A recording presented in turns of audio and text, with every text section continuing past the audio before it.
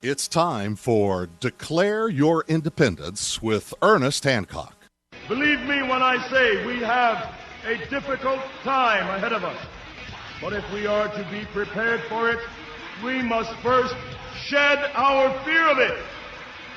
I stand here without fear because I remember that I am here not because of the path that lies before me, but because of the path that lies behind me. I remember that for 100 years we have fought these machines.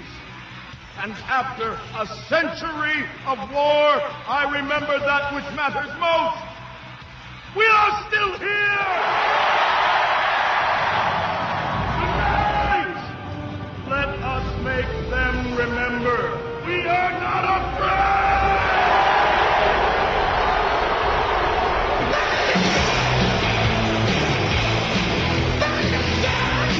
No fear, no fear, no fear. As long as you got some, I don't know, a plan. You got a plan? You know, breathe in, breathe out. Here on Declare Your Independence with me, Ernest Hancock, from the studios of Freedoms with an S, freedomsphoenix.com. Go there. There's all kinds of great news and so on. I can spend all day on every single one of the headlines. And it's depressing. You know, it's like, ooh, where's the positive? Where's the positive? Well, you know, let's go ahead and take a look at one of these domes. Now, this is at Burning Man. They do this every year when they go out to Burning Man out in Death Valley, I think it is. I got to go up there one time. You know, we had Brian Doherty from Reason. He did a book, Burning Man. You know, and we talked about it. He's been up there quite a few times. He has fun. Well, you know, we do a whole show on Burning Man. But one thing that they do is they'll go out and they'll build these domes. And I want to show you the, you're looking at it on the video here, but we'll go ahead and look at the connector. Now, these are PVC. Let's go ahead and do that. You got PVC, the connectors you'll see in the middle there where they're connected. It's just a bolt. You know, how simple is this? Now, what if you, instead of using PVC, you use conduit? Well, then it's more rigid. What if you use big conduit, you know, like 12-foot sections that are made from what goes on top of chain link fences? Because we've had those before, use them for different things. We go, ooh, we can do that. Well, you have different types that you can do. Now, you go and you put in a drill press here and you just drill the hole and boom, you're done. You know, this is step by step, but we did this a couple of years ago. So we said, you know, this is something that, you know, I have it all bundled up, a big 16-foot across, 8-foot high, you know, cabin, you know, and it fits, you know, in a part of my little, you know, cargo trailer I got. You know, we just take it out and boom, we're done. What's your plan?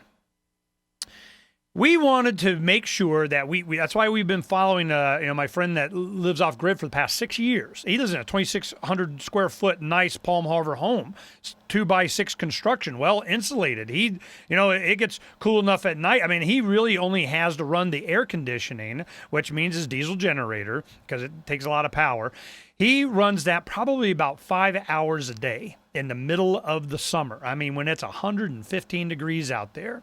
So there's a lot of other things you can do too. One of the things for cooling, if you go deep enough and you run some piping in the earth like 8 feet down, you run that and you can pump that in through your house and the earth will cool it. You're down in the 60s or low 70s of air. Well, that's one way to do it. You know, we have technology now. They're here in Central Phoenix. They have it. They call it the I can't remember, you know, the Roosevelt House or something. It's an old home in Central Phoenix, and it's a museum. And you go through there, and it's a nice home. But in the summer, oh, they suffered. What were they doing? They were hanging wet sheets in the windows and doing whatever you could to survive here. And I've lived with just evaporative cooling here, and in the monsoon months, it doesn't work. You know, in the early 90s, my wife and I, we were like spraying each other with misters, you know, so we could sleep. I mean, you know, it gets hot. So you got to take these things into consideration also. How well do you want to live? Those of you in northern climes, your big concern is staying warm. There is a place here in northern Arizona. Let me go ahead and pull this up. You know, this is another good thing for you guys to know about. It's called Arco Santi. Now, Arco Santi is Paolo Soleri. He is a, futuristic kind of, he's a collectivist. I mean, he wants to build the hippie commune, de la whatever, and they make brass bells. These bells go for like $1,000 a piece, and they have internships, people that come up there, make their bells, so they can fund their thing up there. Now, I'll show you some pictures here. Go ahead and pull that up. Now, Arco Santi is on a canyon wall just north of Phoenix, about 60 miles. And it's on a canyon, and all of this is built with concrete, and they just built, and I've been up there several times, and we go see their progress and so on, which is slow because it's collective. And we asked them, we said, how do you do heating and cooling and so on? And they said, our biggest problem is not cooling off, because they have it built down in concrete and they're down into the ground. A lot of the area, they stay relatively cool. They're doing okay there. They said it's heating. Our problem here in the desert, when it gets cold months, our biggest problem is staying warm. Really. Because during the summer, they just, they're in concrete buildings. It's not that hot, like little caves. They walk around, shirtless and, shorts and going, they're feeling pretty good. Okay, so how do you do heating? Well, that's another thing.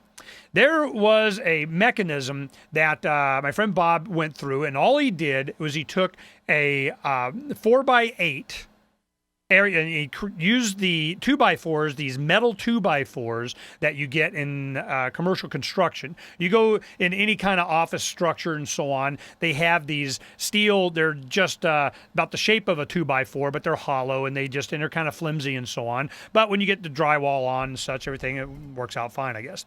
Well, he took those because they're light, they're easy to work with, and he built a 4x8 frame.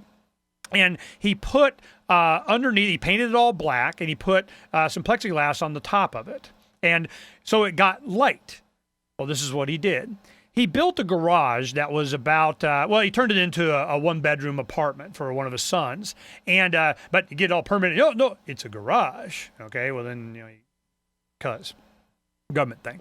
So then what he did is he goes, I went in after he done, it was in the winter and it's cold. It gets, nipply out there, during the winter sometimes, except today. I mean, it's cloudy and it's still in the 70s or something, man. It's, freaking warm. But what happened was he goes, walk in here, go in, and it was toasty. And there was no central air or anything. I'm going, what are you heating this with? All it was is he had at the bottom of it an opening that would bring in the air. Then at the top, it had a channels that went, they were about 10 inches wide, and you had channels with styrofoam in it, so it brought the air in, and it was heated by the sun. By the time it got to the outside, it had a little fan, like these big duct fans like you would have on a computer. It was solar powered. So this fan was taking that hot air and blowing it into this 900 square foot structure. And it heated the entire thing just with the sun.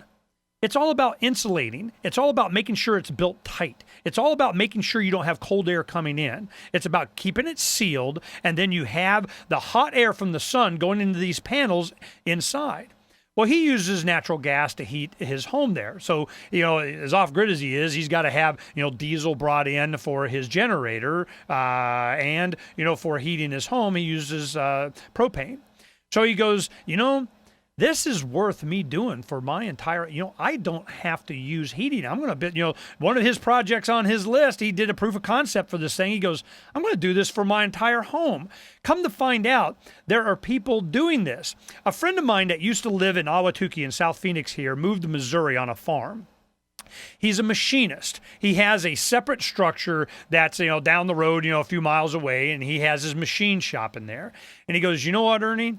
I'm mass producing these things. He goes, this thing works. Now, he made the mistake of, making it part of some government program and green earth kind of credit, whatever thing, But, what he was doing is he was making these panels and selling them for, several $100s a piece. And you just ship them, you put them together, boom, done. You got heating with the sun.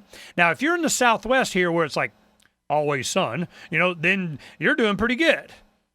And it's passive. Now, is it all about being green? Well, that doesn't suck. But I tell you what it's really about. It's being independent, being off the grid. We have the technology and the materials. And as this thing goes, all you got to do is go on Craigslist. I'll haul off your stuff. You got some stuff? You just need a list of what stuff you need. We need to start thinking about this. We'll start loading all this up. By the end of the show today, you go to this archive show here, then the video, and then the radio version of it, and you'll have all these sites. I'll start putting this stuff up for you because I love you.